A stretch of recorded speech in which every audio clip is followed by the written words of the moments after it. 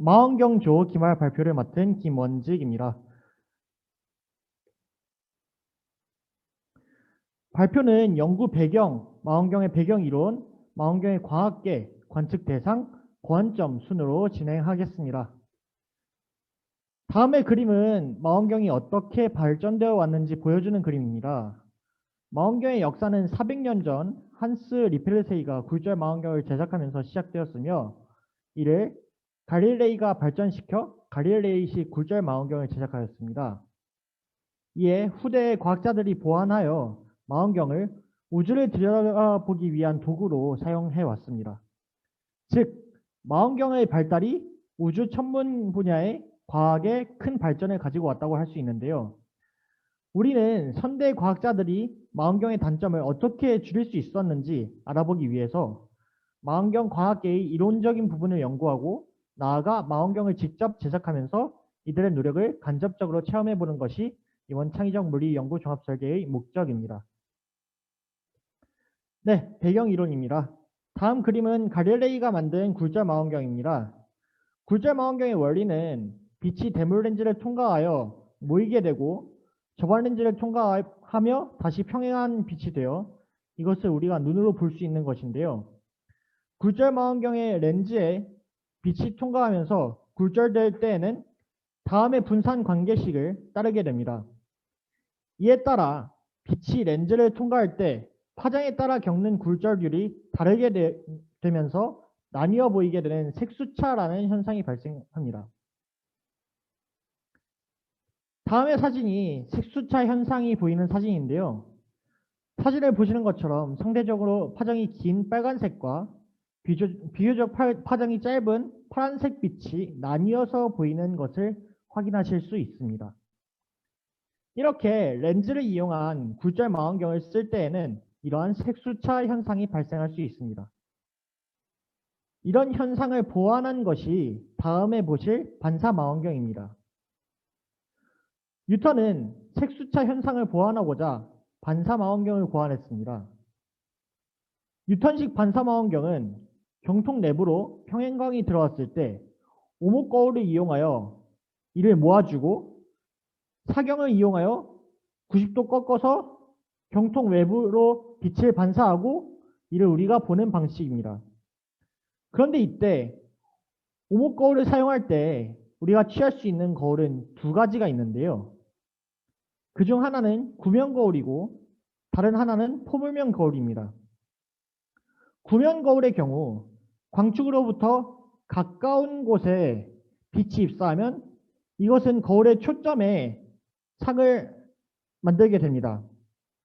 그런데 광축으로부터 먼 곳에 빛이 입사하는 경우 초점보다 거울에 가까운 쪽에 상을 만들게 됩니다. 이렇게 되면 상은 흐릿하게 보이는데 이것을 구면수차라고 합니다. 이러한 현상은 거울이 클수록 더 크게 나타납니다. 반면 포물면 거울의 경우 이러한 구면수차 없이 입사한 빛을 한 점에 모을 수 있습니다. 이렇게 색수차와 구면수차를 제거하여 빛이 한 점에 모이도록 한 포물면 거울로 반사 망원경을 만들면 상을 더 잘 볼 수 있겠죠. 그래서 저희는 포물면 거울을 이용해서 뉴턴식 반사 망원경을 제작하게 되었습니다.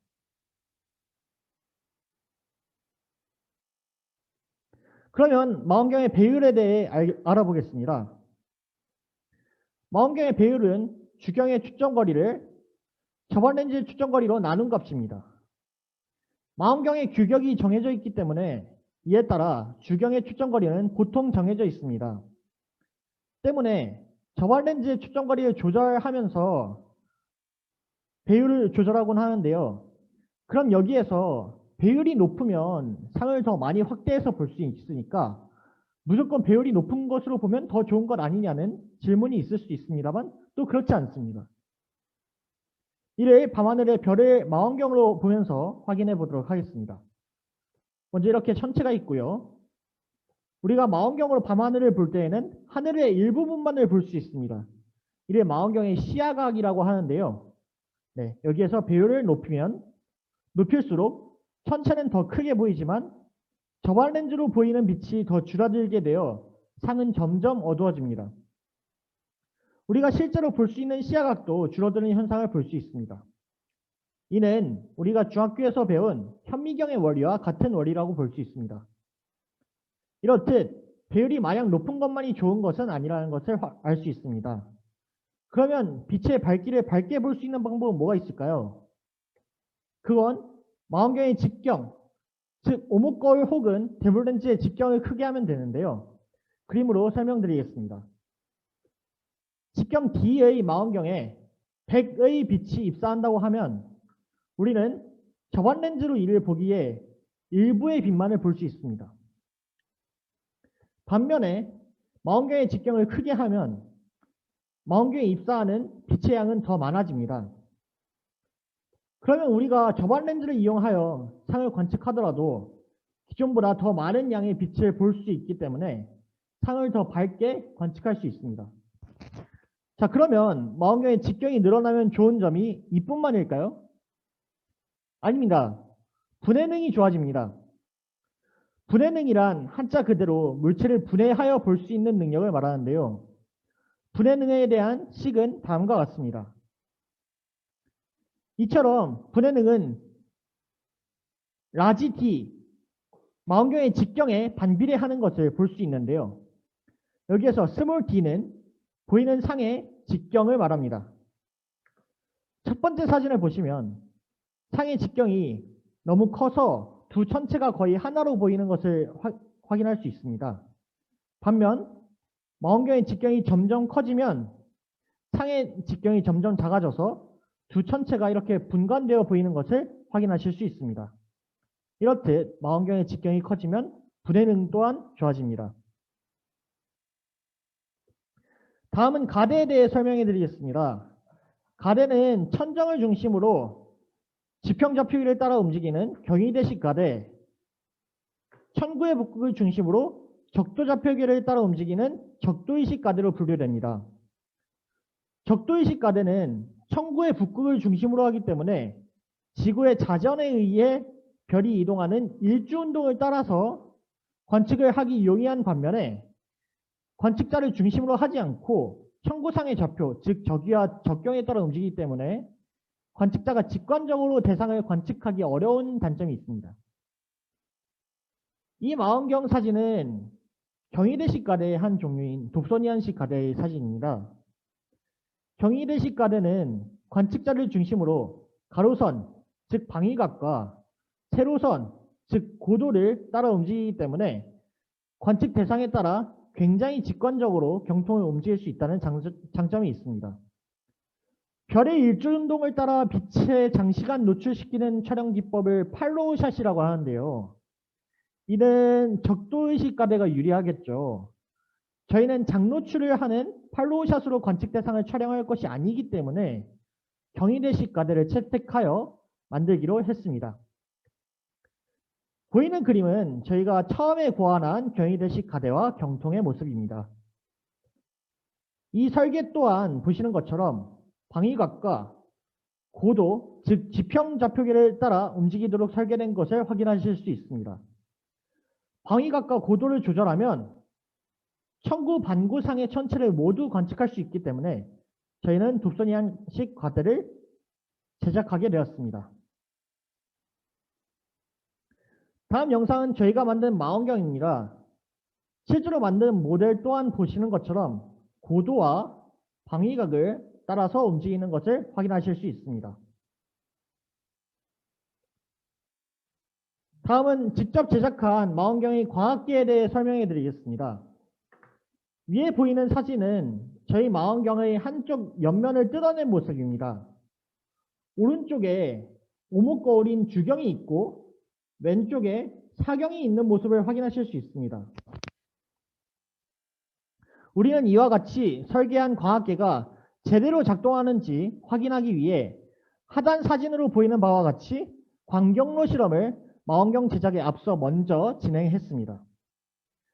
먼저 평행한 레이저 광선을 주경 양 끝단에 쏘여주고 사경에 90도 꺾여 반사된 빛이 예상되는 지점에서 한 점으로 모이는지 확인하는 실험이었습니다.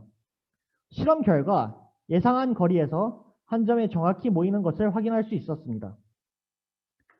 이에 따라 저희가 설계한 망원경이 정상적으로 작동할 수 있다는 것을 알 수 있었고, 이를 바탕으로 위와 같이 망원경을 제작하였습니다. 하단에 보이는 두 개의 사진은 사경과 주경을 확대하여 찍은 사진입니다. 주경은 주경을 받치는 미러 플레이트에 고정되어 있고, 사경은 사경 서포터에 고정되어 있습니다. 자세한 사항은 다음 페이지에서 보시겠습니다. 사경은 사경 서포터에 실리콘으로 접착되어 있고, 사경 서포터의 사경 쪽 중심부부터 7.5cm 위치한 곳에 나사와 가시너트로 벽면에 고정시켜 놨습니다.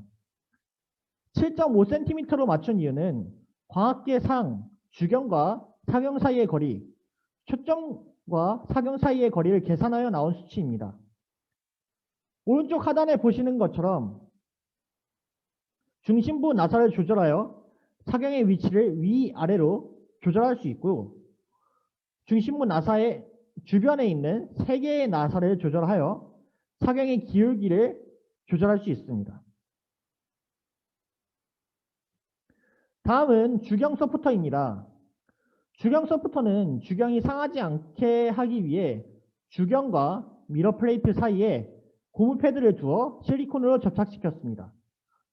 오른쪽 상단에 보이는 것이 망원경의 밑판과 미러 플레이트이고요.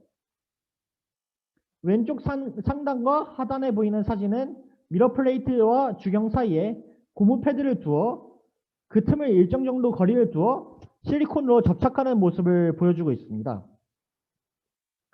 주경 서포터는 왼쪽 그림과 같이 3점씩 나사로 되어 있습니다. 이 나사에 스프링을 꽂고 밑판과 연결하여 나비너트로 고정해둔 상황입니다. 이에 나비너트만을 돌리면서 주경의 기울기를 조절할 수 있습니다. 그리고 매미고리 잠금 장치를 이용하여 밑판을 경통 옆면에 탈부착할 수 있도록 만들었습니다. 이는 거울면 세척 및 부속 장치 정비를 용이하게 만들기 위함입니다. 다음은 광축 조절하는 법입니다. 파란색은 사경을 나타내고요. 하늘색은 주경을 뜻하는데요. 가운데 보이는 사진은 광축이 심히 틀어져 있는 모습입니다. 광축이 맞지 않아 저반 렌즈 쪽으로 보이는 곳에 사경과 그 사경에 비춰진 주경, 그 주경에 비춰진 사경이 동심원을 이루지 못한 모습입니다. 오른쪽 상단에 보이는 사진 또한 광축이 맞지 않아 동심원을 이루지 못한 모습입니다. 이렇게 광축이 맞지 않으면 코마 수차라는 게 발생하는데요. 코마 수차란 관측하는 천체가 마치 혜성과 같이 꼬리가 있는 것처럼 보이는 현상입니다. 그렇게 천체를 관측하기 앞서 광축을 맞춰야 합니다. 우리는 간편하게 광축을 맞추기 위해 레이저 콜리메이터라는 장치를 구매하여 광축을 맞추기로 하였습니다. 레이저 콜리메이터는 저반 렌즈를 꽂는 곳에 중심에서 레이저를 쏘아 사경, 주경 순서대로 광축을 맞추는 장치입니다. 다음 보시는 사진과 그림은 사경의 중심을 저반 렌즈 위치에서 동심원으로 보이도록 만드는 과정을 나타내는 것입니다. 지금 왼쪽 사진을 보시면 저반 렌즈를 꽂는 부분에 비해 상대적으로 사경이 오른쪽으로 더 나와 있는 모습을 보실 수 있습니다. 이런 경우에는 중심 나사와 그 주변의 3점씩 나사 모두를 풀어주면서 사경을 왼쪽으로 평행 이동시킬 수 있습니다. 자, 다음은 레이저 콜리메이터를 이용하여 사경의 광축을 맞추는 모습입니다. 왼쪽에 보이는 모습은 사경의 광축을 맞추기 전 모습이고요. 오른쪽 보이는 모습은 사경의 광축을 맞춘 후 모습입니다.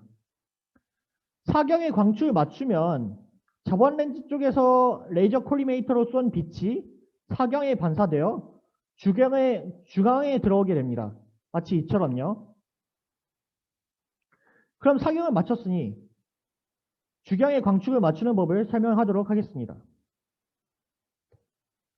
주경의 광축을 맞추기 위해서는 주경 서포터에 나비너트를 조이거나 풀어서 주경의 기울기를 조절해야 합니다. 상단에 보이는 그림은 주경이 기울어져 주경의 광축이 맞지 않은 모습입니다. 이때 3점식 나사를 고정시킨 나비너트를 돌려서 주경의 기울기와 광축을 맞출 수 있습니다.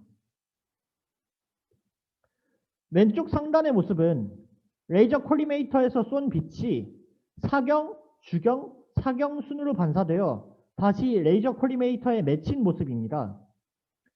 그런데 사경은 이미 광축을 맞췄는데 주경의 광축이 맞지 않아서 레이저 콜리메이터의 중앙에서 쏜 빛이 다시 중앙으로 들어오지 않는 모습입니다. 이럴 때에는 왼쪽 하단에 보이는 사진과 같이 밑판에 있는 3점식 볼트에 고정된 나비너트를 각각 돌려주면서 주경의 광축을 맞춰야 합니다. 오른쪽 영상은 나비너트를 각각 돌려주면서 주경의 광축을 맞추는 모습입니다. 주경의 광축을 제대로 맞추면 레이저 콜리메이터 중앙에서 쏜 빛이 다시 중앙으로 들어오는 모습을 확인하실 수 있습니다. 네.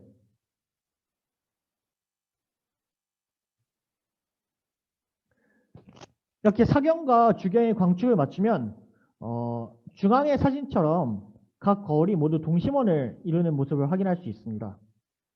이렇게 광축을 맞춤으로써 우리는 여러 수차를 최소화해서 천체를 관측할 수 있습니다.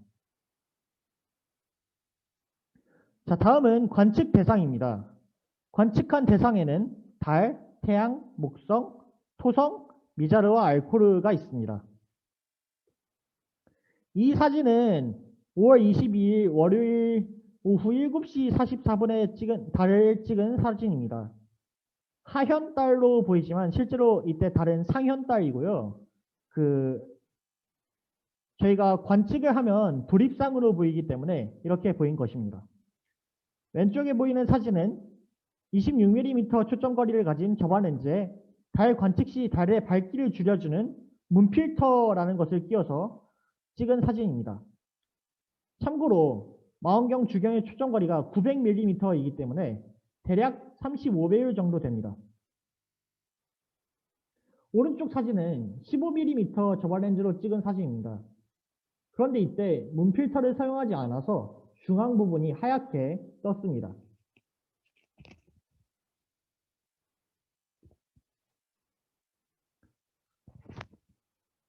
(5월 30일) 화요일 오후 11시 45분경에 달 영상입니다. 이때 구름이 많아서 사진을 찍지는 못하고 망원경을 고정시켜 놓고 달이 이동하는 모습을 영상에 담았습니다. 이때도 마찬가지로 상현달로 보이지만 실제로는 하현달, 즉 보름 이후에 지고 있는 달이고요. 지구 자전에 의해서 달은 동에서 서로 이동하는 것처럼 보이는데 이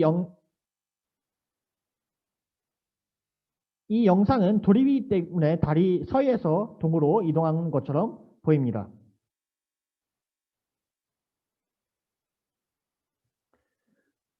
(6월 6일) 일요일 오전 4시경의 달 사진입니다. 26mm 저반 렌즈로 찍었고요. 26mm 초점거리를 가진 저반 렌즈로 찍었습니다. 마찬가지로 초승달이 아니라 금음달입니다. (6월 4일) 금요일 오후 5시 14분경의 태양입니다. 26mm 저반 렌즈와 태양 필터 그리고 문 필터까지 이용하여 찍었습니다. 지금 여기 보이는 게 먼지가 아니고 태양의 흑점입니다. 문 필터까지 사용한 이유는 밝기를 최대한 줄여서 쌀알무늬까지 관측을 해보고자 하여 시도한 것입니다만 아쉽게도 쌀알무늬까지는 관측하지 못했습니다. 자, 다음은 목성 관측입니다. (6월 6일) 일요일 오전 1시 40분경에 찍었고요. 10mm 저반 렌즈에 2배 버로우 렌즈를 이용하여 180배율로 찍었습니다. 아쉽게도 줄무늬는 육안으로 확인 가능했지만 휴대폰 카메라에 담지는 못했습니다. 이유는 저반 렌즈와 휴대폰 카메라의 중심을 정확히 맞추기 어려웠기 때문입니다.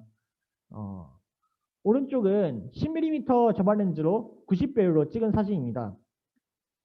목성의 4대 위성을 확인할 수 있었습니다. 이오 유로파 칼리스토 가니메데죠. 네.